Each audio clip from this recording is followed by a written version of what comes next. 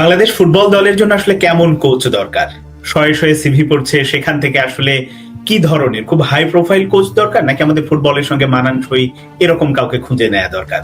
কিংবা একজন মোটামুটি মানের কোচ পেতে গেলে তো ভালো টাকারও দরকার, সেটার সংকুলান কিভাবে হবে? এই সব বিষয় নিয়ে কথা বলার জন্য আমি যাকে পেয়েছি, আমার সঙ্গে যিনি যুক্ত হয়েছেন, তিনি হচ্ছেন ফুটবল বিশ্লেষক আহমেদ শাইক।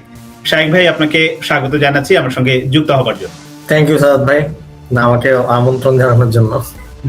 Thank you. আপনার মানে প্রতিদিনই বিভিন্ন মিডিয়াতে, টেলিভিশনে আপনার কথাগুলো শুনি ভালো লাগে। এই কারণে প্রথম প্রশ্ন আমি একেবারে সোজা সাপটা আসলে যাই, যে বাংলাদেশে তো এই মুহূর্তে কোচ নিয়ে যত আলোচনা হচ্ছে, যত সিভি জমা পড়ছে, প্রতিদিনই বিভিন্ন সোশ্যাল মিডিয়া থেকে শুরু করে মেইন স্ট্রিম মিডিয়া নিউজ করছে, আসলে আমাদের ফুটবলের জন্য এক্স্যাক্টলি কি ধরনের কোচ দরকার? অনেক হাই প্রোফাইলরা আসলে সিভি জমা দিয়েছেন।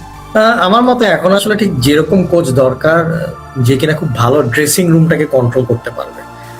এখন আসলে প্রফেশনাল ফুটবলের হাইয়েস্ট লেভেলের কোচিং আসলে খুব বেশি এবিসিডি শেখানোর আসলে খুব একটা বেশি সুযোগ নেই। তো প্লেয়ার গুলা অলরেডি পরিণত, তো মাঠে তারা খেলাটাকে কিভাবে এক্সিকিউট করবে, তো সেটাই একটা প্রপারলি একটা ট্যাকটিক্যাল এবং মানে ট্যাকটিক্যালি খুব সাউন্ড হবে এরকম একজন একটা কোচ দরকার, যে কিনা প্লেয়ার গুলোকে এমন ভাবে ম্যানেজ করবে যাতে তারা একটা ফ্রিলি একটা খেলা খেলতে পারে। তো একেবারে প্রত্যেকটা জিনিস খুঁটিনাটি বিষয় যে ধরে ধরে ধরে শিখাতে হবে বা ধরে ধরে জিনিসগুলো ঠিক করতে হবে, এরকম কোচ আসলে আমাদের এই মুহূর্তে দরকার নেই। কিন্তু আমাদের প্লেয়ারদের যে ইন্ডিভিজুয়াল ক্যাপাবিলিটিটা আছে, সেটাই এখন এত ভালো লেভেলের যে ওদেরকে প্রপারলি হাইয়েস্ট লেভেলে ইউটিলাইজ করা যাবে, এরকম একটা কোচ লাগবে। তো সেই ক্ষেত্রে আমি বলবো যে এরকম বড় বড় ড্রেসিং রুম একটু হলেও হ্যান্ডেল করে এসছে, বা কোনো কোনো বড় বড় ড্রেসিং রুমের পার্ট ছিল যে কিনা অ্যাসিস্ট্যান্ট কোচ হিসেবে, যে কিনা জানে যে একটা বড় কোচ ড্রেসিং রুমের যে প্লেয়ার গুলোকে কিভাবে হ্যান্ডেল করেছে বা ইগো গুলোকে কিভাবে ম্যানেজ করেছে, বিভিন্ন টাইপের কোলাবোরেশনের প্লেয়ারদেরকে একটা জায়গায় এনে একটা সুতায় কিভাবে গেঁথেছে। তো এরকম টাইপের যদি কোনো কোচের এক্সপিরিয়েন্স থাকে, তাহলে সেইটা আমার মতে একটা বেটার সলিউশন হবে। আর হচ্ছে যে হ্যাঁ, সফলতার দিক থেকেও তার মানে এই জিনিসটা অ্যাটলিস্ট দেখতে হবে যে হ্যাঁ, সে একটা টিমকে কোন জায়গায় একটা সফল করেছে, কোনো কাপ জিতিয়েছে কিনা। তো সেই লেভেলে আমি বলবো যে এরকম টাইপের কোচ হলে বেটার। কিন্তু এখন যেহেতু আমরা ওইরকম লেভেলের একটা কোচকে চাচ্ছি, হয়তো হেড কোচ এক্সপিরিয়েন্স আছে সেরকম আমরা কোনো কোচকে পাবো না, কিন্তু ধরেন যে হোজে মরিনোর অ্যাসিস্ট্যান্ট ছিল কোনো কালে, বা বড় কোনো কোচের অ্যাসিস্ট্যান্ট কোচ ছিল যে কিনা ওই জিনিসগুলোকে এক্সপিরিয়েন্স করে এসছে, এবং যার কিনা ধরেন যে একটা ভালো গুড কানেকশন আছে, গুড একটা সিভি আছে, সেরকম কোনো কোচকে নিলে আই থিঙ্ক বেটার হবে। কারণ সেই কোচেরও একটা অ্যাসপিরেশন থাকবে যে এই টিমটাকে নিয়ে আমি একটু ভালো করবো, একটা ভালো পারফরমেন্স দিব। তো আই থিঙ্ক এরকম একটা কোচ হলে বাংলাদেশের জন্য ভালো হবে, প্লেয়ারদের জন্য ভালো হবে, তারাও খেলে স্বাচ্ছন্দ্য বোধ করবে এবং তারাও কোচের উপর একটা ভরসা রাখবে। তো এখন যে জিনিসটা দরকার, যে কোচের উপর ড্রেসিং রুমের একটা ভরসা, যে সে যা বলছে তার কথা দরকার হলে দেয়াল ভেঙে চলে যাবো, এরকম টাইপের একটা মেন্টালিটি থাকতে হবে। এখন আপনি যে পয়েন্টটা বললেন যে হ্যাঁ, কি ধরনের, আমি পরিষ্কার হয়ে গেছে কি ধরনের কোচ দরকার। এই যে কয়েকশো সিভি জমা পড়লো, বলা হচ্ছে 300-র ওপরে সিভি জমা পড়েছে, অনেক হাই প্রোফাইল কোচ আছে।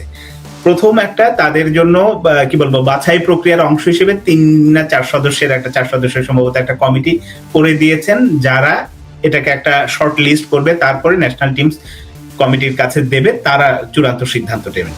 তো এই যে বাছাই প্রক্রিয়া, প্রথম যে শর্ট লিস্টটা করবে, আমি প্রত্যেকের প্রতি সম্মান রেখেই বলছি, আসলে তারা কোন ক্রাইটেরিয়ার ভিত্তিতে দেখছেন বা জানি না, কিন্তু এই বাছাই প্রক্রিয়া যে কমিটিটা আপাতত করে দেওয়া হয়েছে, এইটা নিয়ে কি মানে বলার কিছু আছে কিনা?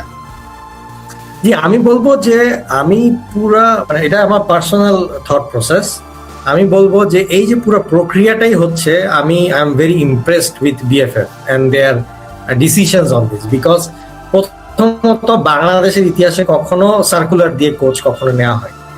কেন সার্কুলার দিয়ে কোচ নিলে এই প্রসেসটাকে আমি অ্যাপ্রিসিয়েট করছি, তার কারণ হচ্ছে যখন আপনি সার্কুলার দিয়ে নিবেন, এই যে সিভি আসছে, এই যে সিভি জমা দিচ্ছে, এই যে একটা কমিটি হচ্ছে, তারা যে একটা সিলেকশন করছে, এটা সবার কাছে ওপেন। আগে ছিল গোপনে গোপনে রুমে রুমে ডিসিশন হতো যে কোন কোচকে নেওয়া হবে। তো এইটা ধরেন যে এর অনেক কিছু ম্যানিপুলেশনের সুযোগ ছিল, কিন্তু এখন বিএফএফ যেভাবে সার্কুলার দিচ্ছে, তারপরে একটা কমিটি করছে, একটা সিলেকশন, একটা শর্ট লিস্টিং কমিটি, এরপরে সেটা ন্যাশনাল টিমস কমিটি যাবে, তারপরে সেটা সেখান থেকে এক্সিকিউটিভ কমিটিতে যাবে পাস হওয়া পর্যন্ত, তারপর লাস্টলি গিয়ে আপনার প্রেসিডেন্ট ওটাকে সাইন করবে, কন্ট্রাক্ট প্রেসিডেন্ট বা জিএস। তো এই যে বিভিন্ন ধাপগুলাকে এখানে বিএফএফ যে ক্রিয়েট করেছে, এই জিনিসটা হচ্ছে কি যে এখানে প্রত্যেকজনেরই কাজও আছে একসাথে একভাবে, আবার আরেকভাবে দেখলে প্রত্যেকটা ক্ষেত্রে এক ধরনের ছাঁকনির মতন কাজ করছে, যে সবাই কিছু না কিছু কোনো না কোনো ভাবে নিচ্ছে পুরো ব্যাপারটাকে। তো আমি এখানে এই জন্যই আর কি এই পুরা প্রসেসটা যা সেট করেছে বিএফএফ, এই পুরো ব্যাপারটাকেই আর কি আমি সাধুবাদ দিব, যে হচ্ছে যে এর মাধ্যমে একটা ভালো কিছুই আসবে, এটা আমি বিশ্বাস করি। এই যে কোচ যাকেই নিতে যাক, আমরা লাস্ট কাবরেরার বেলায় জানতাম বোধহয় 13 বা $15,000 এরকম বেতন পেতেন। এখন আমরা যদি তার চেয়ে একটু ভালো মাপের আমরা কোচ চাই বা নিতে চাই, সেই ক্ষেত্রে টাকার অঙ্কটাও একটু বাড়াতে হবে। এবং এখানেই ফুটবল ফেডারেশনের বড় একটা চ্যালেঞ্জের জায়গা, যে আমি টাকাটা কিভাবে, যদিও ফিফা এফসি থেকে কিছু ফান্ড আসে বা নিজেদের বিভিন্ন, আগে আমরা যেটা দেখেছি যে সহসভাপতি বা কিংবা সভাপতি বিভিন্ন পোস্টের মানুষ যারা আছেন তারা ব্যক্তিগতভাবে ডোনেট করে এই বেতনগুলো দেন। এই টাকার সংকুলনটা এবার আসলে কিভাবে হতে পারে ভালো একজন কোচকে পেতে হলে? এখানে আসলে বেশ কয়েকটা ফ্যাক্টর এখানে কাজ করতে পারে। সেটা হচ্ছে যে আপনার প্রথমত এএফসির একটা আছে, একটা প্রোগ্রামই আছে, যে প্রোগ্রামের আন্ডারে অ্যাপ্লাই করলে তারা হেড কোচের বেতনের একটা বাজেট দেয়, এটা তাদের বেতনের হিসেবে কাউন্ট হবে। তো সেই হিসাবে সেইটার একটা অ্যামাউন্ট, এটা একটা মানে ফিফা ফরওয়ার্ড যেরকম একটা ফান্ড আছে, এরকম এএফসিরও ফান্ড আছে। সো ওই ফান্ড থেকে অ্যাপ্লাই করলে আই গেস ওইখান থেকে একটা নির্দিষ্ট পরিমাণে একটা অ্যামাউন্ট হচ্ছে বিএফএফ পাবে কোচকে স্যালারি দেওয়ার জন্য। এবং একই সাথে বাংলাদেশে একটা সিস্টেম আছে, এটা হয়তো সব এমবাসিতে কিনা আছে কিনা আমরা জানি না, বাট আমি জার্মানি এমবাসিতে আমি যেটা জানতাম যে জার্মানি থেকে যদি কোনো লোক কাজ করতে আসে, সেক্ষেত্রে যদি বিএফএফ এখানে কোঅর্ডিনেট করা হয়, তো জার্মানি এমবাসি হয়তো এখানে একটা অ্যামাউন্ট দিয়ে হেল্প করতে পারে, বা তার স্যালারিটা আমি জানি যতটুকু টম সেন্টফিন সম্ভবত এইভাবে এসেছিল যে তাকে আসলে ওই সময় অ্যাফোর্ড করার মতন অবস্থা বাংলাদেশের ছিল না, তো জার্মান এমবাসি আছে তার টাকাটা সম্ভবত দিয়েছিলাম, এটা শুনেছি। টম সেন্টফিন্টেরও আগে আরো একজন ভদ্রলোক ছিলেন, আমি ভুলে গেলাম নামটা, এই মুহূর্তে আমার মেমোরিতে আসছে না, ওনার বেতনও সম্ভবত ওইরকম একটা এমবাসি। সেক্ষেত্রে হয় কি, যে যেহেতু আপনি বাংলাদেশে সেই এমবাসি তার দেখভাল করছে, বা একটা ভালো একটা অপরচুনিটি, এটা একটা প্রজেক্টের মতন করে আর কি, সেক্ষেত্রে এমবাসি তার বেতনটা আর কি বিয়ার করে। এটা এমবাসির জন্য একটা বিশাল একটা বড় ব্যাপার, যে তার দেশের একজন ন্যাশনালিটির লোক এই দেশের ন্যাশনাল টিমের হেড কোচ হিসেবে আছেন। তো এটা একটা ডিফারেন্ট একটা অ্যাসপেক্ট হতে পারে, যেখান থেকে আর একটু বাজেটটা অ্যাড করতে পারে। সো এরকম আমি বলবো যে বিভিন্ন জায়গা থেকে ছোট ছোট করে যদি ফান্ড গুলোকে একত্রিত করা হয়। আবার আমি তো শুনেছিলাম যে আমাদের প্রতিমন্ত্রী আমিনুল হক সাহেব নাকি বাজেট বরাদ্দ করছেন, যে ন্যাশনাল টিমের হেড কোচের জন্য যদি বাজেট লাগে তাহলে সেক্ষেত্রে তিনিও হেল্প করবেন। তো এরকম 2-3 জায়গা থেকে অ্যাড করে যদি আমরা একটা কোচের সেই রকম একটা ভালো কোচ যদি হয় এবং তার বেতনটা যদি ওই লেভেলের হয়, সেক্ষেত্রে আমরা এটা করতে পারি। আদারওয়াইজ মানে আবার যদি ফিফা ফরওয়ার্ড ফান্ডের যে ন্যাশনাল টিমের জন্য যে বরাদ্দ থাকে, সেখান থেকে যদি আপনি হেড কোচের বেতনটা দেন, তাহলে মানে ন্যাশনাল টিমের ফ্যাসিলিটিজ এর জন্য উপরে একটা গিয়ে প্রেসার পড়বে। তাই আই থিঙ্ক ওইটা আসলে করাটা উচিত হবে না। সেরকম যেই জায়গাগুলো থেকে আর কি সম্ভব হবে যে ফান্ড জোগাড় করা, ওটাকে একত্রিত করে একটা ফান্ড এখানে আমরা ট্রাই করতেই পারি বিএফএফ।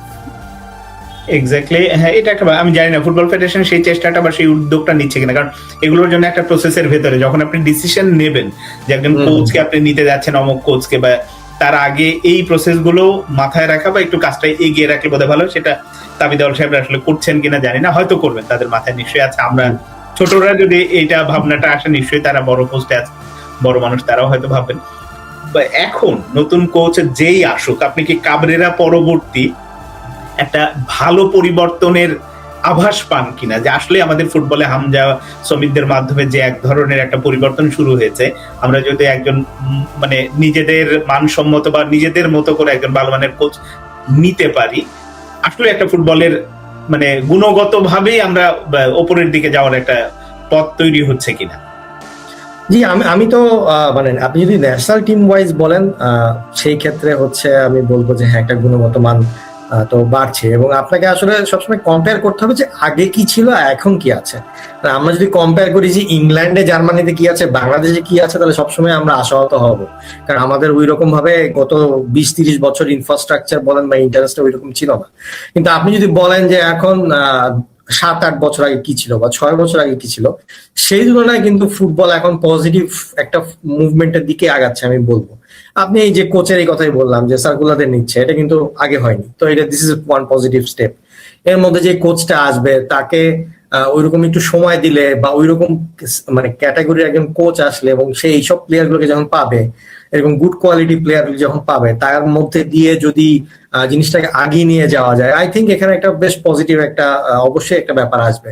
এবং যতদিন ন্যাশনাল টিমের এরকম ভাবে একটা ভালো একটা পজিটিভ ভাইব থাকবে, সেটার প্রেশার গিয়ে লোকাল লিগেও পড়বে, তখন লোকাল লিগেরও ভালো করার একটা তাড়না আসবে। তো সেই তাড়না থেকেই মনে করেন যে তখন হচ্ছে পুরো দেশ চেষ্টা করবে যে হ্যাঁ মাঠগুলো যাতে ভালো হয়, ক্লাবগুলো যাতে একটু ইনফ্রাস্ট্রাকচার বাড়ে, তো আবার সবার তখন ইন্টারেস্ট ওইদিকে আর কি মুভ অ্যারাউন্ড করবে। তো যেটা কিনা এখন ছোট ছোট ক্ষেত্রে মানে আগে ধরেন 8 বছর আগে ইভেন বাংলাদেশের লিগের ক্যালেন্ডার ঠিক থাকতো না, কখনো জানুয়ারিতে শুরু হতো, কখনো ডিসেম্বরে শুরু হতো। এখন ধরেন যে একটা তাগাদা এসছে যে ন্যাশনাল টিমের সাথে মিল রেখে একটা ক্যালেন্ডার ঠিক থাকতে হবে, সিজনটা এই সময় শুরু করতে হবে। তো সিজনটা একটা নির্দিষ্ট সময় শুরু করলে মনে করেন তখন বিভিন্ন ব্র্যান্ড গুলো এভাবে প্ল্যানিং করতে পারে যে হ্যাঁ আমি এভাবে স্পন্সর করলে এভাবে টাকা পয়সা পাবো, তো সেক্ষেত্রে স্পন্সরও আসছে। পরে মনে করেন মাঠেরও বরাদ্দ পাওয়ার একটা এক ধরনের একটা সুবিধা আসে। তো এই যা হচ্ছে আমি আমি বলবো পজিটিভ দিকে আগাচ্ছে। এখন হয়তো মানে প্রেশারটা হয়তো এখন আমাদের মানে টপ লিগে আসছে, যখন টপ লিগটা একটা ছোটখাটো একটা স্ট্যান্ডার্ডে দাঁড়িয়ে যাবে, তখন জিনিসগুলো আস্তে আস্তে ইউথ টিমের দিকে প্রেশার পড়া শুরু করবে। দ্বিতীয় বিভাগ, চতুর্থ বিভাগ, তৃতীয় বিভাগ বা পায়োনিয়ার লিগ, তখন এগুলার উপরে প্রেশার পড়া শুরু করবে যে মেয়েরা ভালো করছে, মেয়েদের লিগ হওয়ার জন্য প্রেশার পড়ছে। তো এই জিনিসগুলো আসলে যে ন্যাশনাল টিমের প্রেশারের কারণে বাকি জিনিসগুলো আস্তে আস্তে পজিটিভ দিকে একটা মুভ অ্যারাউন্ড করে। সো আই থিঙ্ক মানে ওই যে এই যে আপনার যে সোশ্যাল মিডিয়ার যে বা মিডিয়ার যে এখন একটা ডায়ালগ তৈরি হচ্ছে, মানুষজন যে সারাক্ষণ পয়েন্ট আউট করছে প্রত্যেকটা জিনিস, ইভেন মানে সোশ্যাল মিডিয়া যে কোচদের নিয়ে কথাবার্তা হচ্ছে, এটাও তো একটা পজিটিভ জিনিস। আগে তো কখনো কোচ আসতো যেত চলে যেত, কোনো খবর থাকতো না। তো আমি বলবো সামগ্রিক ভাবে আপনি যদি বলেন তো অবভিয়াসলি আপনি মানে আমি যদি কম্পেয়ার করি, আমি 8 বছর ধরে বাংলাদেশের ফুটবল বা 8 বা 10 বছর ধরে ফলো করছি, তো সেই হিসাবে আমি বলবো 8 বছর আগে যেখানে ছিল 100 গুণ ভালো হয়েছে এখন সেই তুলনায়। ওভারঅল আপনি যদি বলেন 8 বছর আগে আমি যা অবস্থা দেখেছি, 3 দিন পর পর একটা করে লিগের ম্যাচ, প্লেয়াররা কন্টিনিউয়াসলি ইনজুর্ড হচ্ছে, একই মাঠে লিগের সব খেলা হচ্ছে, মানে এগুলো একটা বিধিকিস্ত একটা অবস্থা ছিল। যে ন্যাশনাল টিমে দেখা যেত যে কখনো ম্যাচই খেলতেছে না কোনো উইন্ডোতে, এরকমও সময় গেছে। কোথাও পাঠাচ্ছে না টিম কারণ টাকা নাই। সো সেই ক্ষেত্রে একটা সিস্টেমের মধ্যে এখন পড়ে যাচ্ছে বাংলাদেশের ফুটবল। তো এই সিস্টেমটাই মধ্যে পড়লে এবং কন্টিনিউ করতে থাকলে আশা করি ফুটবল আস্তে আস্তে আগাতে থাকবে। শাহেক ভাই আপনাকে অসংখ্য ধন্যবাদ। মানে আমাদের ন্যাশনাল টিমের পাশাপাশি আমাদের ঘরোয়া স্ট্রাকচারটাও ভালো হবে। অনেক সমস্যা আছে নিয়ে কোনো ডাউট নাই, পেমেন্ট ইস্যু, অনেক খেলোয়াড়দের সবসময় থাকবে, ওটার মধ্যে আগে যেতে হবে। হ্যাঁ, এগিয়ে যেতে হবে আশা করি। মানে আসলে একটা আমাদের গুণগত পরিবর্তনের দিকে যাবে দেশের ফুটবল। আপনাকে অসংখ্য ধন্যবাদ যুক্ত হওয়ার জন্য। ভালো থাকবেন। থ্যাংক ইউ আপনাকেও।